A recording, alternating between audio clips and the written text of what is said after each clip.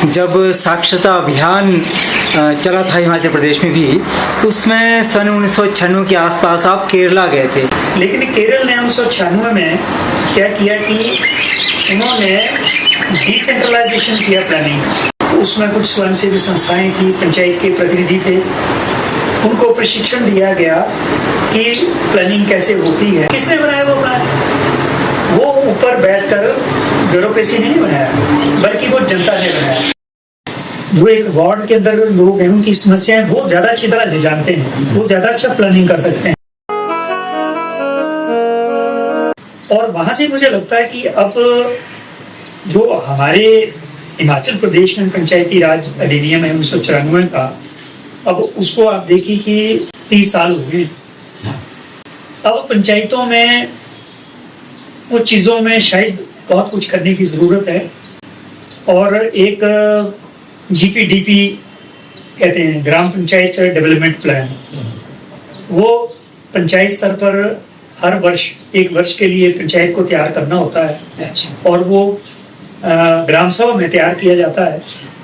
अभी तक मुझे लगता है कि हिमाचल प्रदेश में उस स्पिरिट के साथ या उस तरीके से वो GPDP तैयार नहीं हो पा रही है जिस तरह से वो एक मॉडल। हाँ, अब इस पे सुधार करने की जरूरत है। तो ये एक सीख है जो पंचायतों में अब हमें करने की जरूरत है। मैं समझता हूँ कि आप देखिए, आप सबसे बड़ा जो ये पंचायती राज अधिनियम है 1994 का, या पूरे देश में जो संशोधन हुआ था संविधान में, उसमें ग्राम सभा सबसे मजबूत संगठन है। ग्राम सभा गांव में जो मतदाता हैं, जो पंजीकृत मतदाता हैं, वो सभी मतदाता ग्राम सभा के सदस्य होते हैं। और अभी जो पंचायतों के चुनाव हो रहे, लोग ऐसा लग रहा है कि मतदाता चुनाव करेंगे, असल में ग्राम सभा चुनाव कर रही है। ग्राम सभा का मतलब क्या है कि जितने भी व्यस्त पंजीकृत मतदाता हैं वो ग्राम सभा के सदस्य हैं, और ग्राम सभा का काम है ग्राम पंचायत का चुनाव करना। तो अभी वो सभी मतदाता जो पंजीकृत हैं वो ग्राम पंचायत में अपने वार्ड के सदस्य के लिए और पंचायत के उप प्रधान के लिए और प्रधान के लिए मतदान करेंगे। इसके साथ ब्लॉक समिति के लिए, जो पंचायत समिति के सदस्य के लिए भी वो मतदान करेंगे। जो ग्राम सभा है वो इस त्रिस्तरीय जो पंचायती राज प्रणाली है उसका सबसे नीचे का सबसे महत्वपूर्ण इकाई है। मैं आपको याद दिलाना चाहता हूँ, 2020 में जब पंचायत के चुनाव हुए थे, उस समय हमारी पंचायत में, मैं द्वाड़ा पंचायत से हूँ, यहाँ पर एक कुछ हमारे सीनियर लोग थे, वरिष्ठ लोग थे, उन्होंने जितने भी उम्मीदवार थे उनको इकट्ठा किया और उनके सपोर्टर्स को इकट्ठा किया। तो मैं भी उस मीटिंग में गया। तो उन्होंने कोशिश की कि ये जो चुनाव है निर्विरोध हो जाए, पंचायत बन जाए।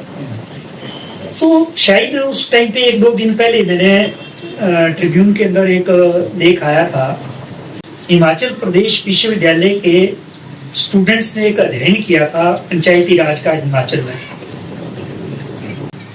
तो उन्होंने उस अध्ययन में जो पाया, जो निष्कर्ष निकाला कि जो ग्राम सभा है महत्वपूर्ण इकाई है, वो संगठन है। ग्राम सभाओं में लोगों की उपस्थिति, उसकी जो गणपूर्ति है वो नहीं हो पाती है। हाँ। यानी कि कम से कम कितने सदस्य, 1/3 सदस्य। अब गणपूर्ति क्या होती है कि जो कुटुंब हैं, हाउस होल्ड है, जितने हाउस होल्ड हैं पंचायत के अंदर, उन हाउस होल्ड के, उनमें जितने भी रजिस्टर्ड मतदाता हैं, कम से कम 1/3 हाउस होल्ड जो हैं से अगर वहां पर वो ग्राम सभा के सदस्य हाजिर होते हैं तब उसकी कार्यवाही होगी। तो उन्होंने पाया कि ऐसा हिमाचल प्रदेश में जो कोरम है, जो गणपूर्ति है, वो पूरी होती नहीं है। और हालांकि एक प्रोविजन है पंचायती राज अधिनियम में कि अगर गणपूर्ति नहीं होती है पूरी, तो वो स्थगित की जाती है कार्यवाही, और फिर अगले कुछ दिनों के बाद जो है दोबारा से सूचना दी जाती है। उसमें फिर 5वां हिस्सा 1/5 अगर ऋणपूर्ति होती है तो फिर वो कार्यवाही होगी। लेकिन उन्होंने देखा कि अध्ययन करने के बाद कि पंचायतों में जो ग्राम सभाओं का कुरुम है वो पूरा होता नहीं है, और फिर वो घर में जाकर उनके हस्ताक्षर करा के ऋणपूर्ति की जाती, जो कि बहुत गलत है। मुझे लगता है कि इस वक्त जब चुनाव हो रहे हैं तो ये जनता के बीच में एक जो जिम्मेदार लोग हैं, जो चुनाव भी लड़ रहे हैं या राजनीतिक दल हैं, वो इस बात को सुनिश्चित करें कि ग्राम सभा में जो ऋणपूर्ति है, ये जो एक प्रैक्टिस है, इसको बंद करें, और मतदाताओं को और जो ग्राम सभा के सदस्य हैं उनको तब भी मोबिलाइज करें कि वो ग्राम सभा में आए और ऋणपूर्ति पूरी हो, भारी संख्या में आए, तब हमारा जो पंचायती राज है वो सफल माना जाएगा। क्यों? अगर लोग आएंगे ग्राम सभा में तो इसका मतलब ये हुआ कि ग्राम सभा के पास क्या होता है कि ग्राम सभा जो ग्राम पंचायत है, जो भी वो व्यय करती है या उसकी आमदनी होती है, उसका ब्यौरा उसको ग्राम सभा के पास रखना होता है और उसका अनुमोदन लेना होता है। जो भी आगे कुछ विकास के काम करने हैं या पीछे हुए हैं, उनका अनुमोदन भी ग्राम सभा में ही करना होता है। अगर ग्राम सभा में लोगों की उपस्थिति होगी, लोगों की भागीदारी होगी, और तब वहां पर सही तरह से अनुमोदन होगा, तो हमारा जो पंचायती राज है वो सफल होगा। हमारे जो ग्राम पंचायतें हैं, हमारे प्रतिनिधि ज्यादा जवाबदेह होंगे, ज्यादा पारदर्शिता होगी, भ्रष्टाचार नहीं होगा। इससे हमारा ये जो पंचायती राज है ये कामयाब होगा। तो इस वक्त ये सोचने की जरूरत है कि हम सिर्फ चुनाव के समय सक्रिय ना हो, चाहे वो प्रत्याशी हैं या वो मतदाता हैं, हम उसको 5 साल में देखिए। आप जो ग्राम सभा है इसके ऊपर हमें चर्चा करनी चाहिए। ग्राम सभा की जो बैठकें हैं वो साल में 4 तो अनिवार्य हैं। एक जनवरी महीने में होती है, एक अप्रैल महीने में होती है, एक जुलाई महीने में होती है और एक अक्टूबर में होती है। ये 4 बैठक होती हैं। तो लोगों को ये पता होना चाहिए कि ये 4 बैठक में हमें जाना है। अगर वो जाएंगे तो जो ग्राम पंचायत है वो ज्यादा सजगता के साथ काम करेगी, ज्यादा जवाबदेही से काम करेगी, ज्यादा अकाउंटेबल होगी वो। एक और जिक्र करना चाहूंगा मैं, अब मैंने भी ऐसा बहुत लोगों से सुना कि लोग नहीं आते जी ग्राम सभा में, हम क्या करें, लोग नहीं आते। असल में क्या है कि जो पंचायती राज अधिनियम है उसमें एक और प्रोविजन है जो ठीक तरह से लागू नहीं हुआ, वो है ग्राम सभा का। जो वार्ड है, वार्ड स्तर पर साल में कम से कम 2 उप ग्राम सभाएं होनी चाहिए। तो जो उप ग्राम सभा होगी उसमें उस वार्ड के सभी जो मतदाता हैं, ग्राम सभा के सदस्य हैं, वो उपस्थित होंगे। उसकी अध्यक्षता कौन करेगा?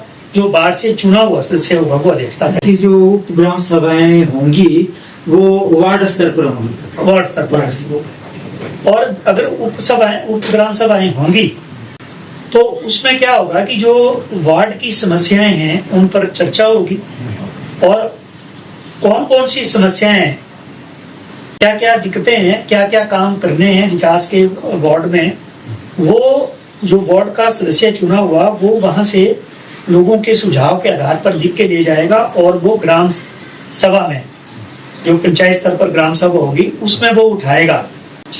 हाँ, और उप ग्राम सभा में और क्या होगा, उस दिन जिन लोगों ने ग्राम सभा में बाकायदा ड्यूटी लगेगी कि ये वार्ड के सदस्य जो हैं अनिवार्य तौर पर ग्राम सभा में जाएंगे वार्ड की तरफ से।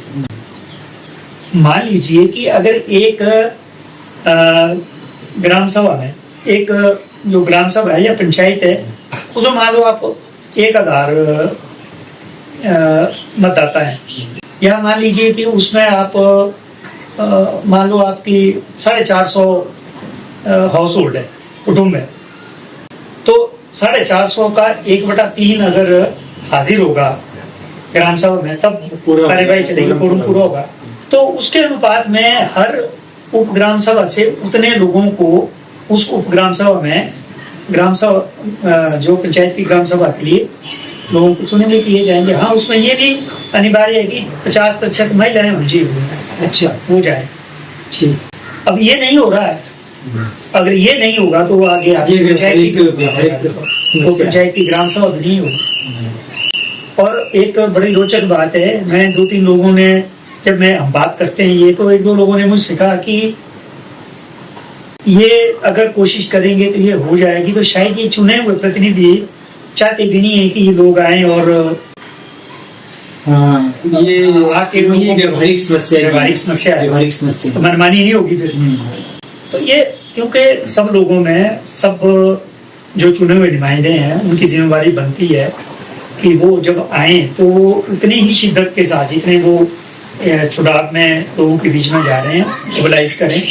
और ये कोई कारण नहीं होगा कि अगर ये कोशिश करेंगे मिलजुल कर पंचायत के चुने हुए नुमाइंदे, तो ग्राम सभा में कोरम पूरा होगा और हमारा जो पंचायती राज है वो कामयाब हो जाएगा। मुझे लगता है जो अभी आपने बताया कि कोरम पूरा नहीं होता और वो ग्राम सभा के माध्यम से किस तरह से उसकी भागीदारी प्रत्येक व्यक्ति की सुनिश्चित की जा सकती है। और समस्या दूसरी है, तो समस्या ये है कि आप व्यक्तिगत लाभ की दृष्टि से पंचायत में कार्य कर रहे हैं या जनहित की दृष्टि से कार्य कर रहे हैं। अगर हम जनहित की दृष्टि से कार्य करेंगे तो स्वाभाविक है तो लाभ सबको ही मिलेगा। बिल्कुल। एक और समस्या है ग्राम सभाओं में, जो गणपूर्ति पूरे नहीं होने की। देखिए, आप लोग कहाँ जाते हैं, लोग कहाँ जाना पसंद करते हैं? जहां पर उनकी सुनवाई, ये भी महत्वपूर्ण है। जब ग्राम सभा में कोई भी सदस्य ग्राम सभा का हाजिर होता है, चाहे वो गरीब है, अमीर है, कम पढ़ा लिखा है, ज्यादा पढ़ा लिखा है, सब बराबर है वहाँ। बिल्कुल। तो सबको अपनी बात रखने का अवसर मिलना चाहिए। तो अगर लोगों को अपनी बात रखने का मौका ना मिले, तब भी लोगों में रुचि नहीं होती। मुझे लगता है कि कुछ ऐसे प्रयास करने की जरूरत है, जब लोग हाजिर होते हैं तो उनसे भी उनको मौका दिया जाए बोलने का, उनकी राय ली जाए। अगर उनके ऊपर फैसले थोपे जाएंगे तो लोग दूसरी बार नहीं आएंगे। कि बात तो कोई सुनता नहीं है। तो ये बहुत सारी चीजें हैं जो, जैसे उपग्राम सभा का आयोजन करना, लोगों को जब ग्राम सभाएं होती पंचायत स्तर पर, तब उनके लिए जो कम्युनिकेशन है, जो उन तक सूचना है, वो कारगर तरीके से उनको पहुंचे, उनको रिमाइंड करवाना जब वो ग्राम सभा का समय आता है, वो क्या तरीके अपनाती है पंचायत। तो ये अगर ये गंभीरता से लिया जाए तो ये ग्राम सभाएं कामयाब होंगी और जो उनके फैसले हैं वो भी बड़े कारगर होंगे। वो यानी कि वो जनता के फैसले होंगे। बिल्कुल। तो इस तरह से जो पंचायती राज है वो सफल हो सकता है। मुझे लगता है कि इसके लिए जो आड़े आता है वो आता है हमारा निजी हित। अगर हम इससे ऊपर उठकर पूरे समाज के बारे में या फिर पंचायत के बारे में, अगर हम पंचायत की बात करें, पंचायत के बारे में सोचें और उसका हित हमारे लिए सर्वोपरि हो, तभी हम इस दिशा में अग्रसर हो सकते हैं, इस दिशा की ओर बढ़ सकते हैं। बिल्कुल। ये जो खास करके जो चुने हुए लोग हैं, ये जनता की सेवा के लिए ही आगे आना चाहिए। इसमें कोई अपनी महत्वाकांक्षा के लिए, अपने व्यक्तिगत लाभ के लिए नहीं, बल्कि और ये मैं समझता हूँ कि जो भी लोग चुने जाते हैं उनके लिए एक मौका होता है कि वो अपने समय में, अपनी अवधि में, कालावधि में ऐसा काम करें कि लोग याद रखें कि इनके समय में ये काम होगा। अगर वो ईमानदारी के साथ, मेहनत के साथ काम करते हैं तो उसको लोग हमेशा याद रखते हैं, बिल्कुल सराहते भी हैं। बिल्कुल। तो ये काम कोई ऐसा नहीं है कि संभव है, ये संभव है। ऐसी परिवर्तन जरूर होना चाहिए। तो जहाँ पर व्यक्ति अपने लिए नहीं बल्कि समाज के लिए और समर्पण करता है। जैसा कि आजकल आप देखते हैं ज्यादातर जो पोस्टर्स है उनमें कर्मठ, योग्य, हाँ। मेहनती, ईमानदार, शब्द- वो वही शब्द यूज होते हैं और जो- आजकल तो एआई के माध्यम से भी वो बन रहे हैं। हाँ, तो जो विशेषण ही इस्तेमाल कर रहे हैं, वो विशेषण अपने पर्सनैलिटी के अंदर, अपने व्यक्तित्व के अंदर वो डालने ही पड़ेंगे। डालें। और वो अपने गांव की हर वार्ड की समस्याओं को देखें। जरूरी नहीं कि हर एक गांव की समस्याएं एक ही तरह की हों, सबकी अपनी अपनी अलग अलग समस्याएं हो सकती हैं, और उस क्षेत्र पर वो ध्यान दें और उनको हाईलाइट करते हुए उस पर काम करें। बिल्कुल। हम्म।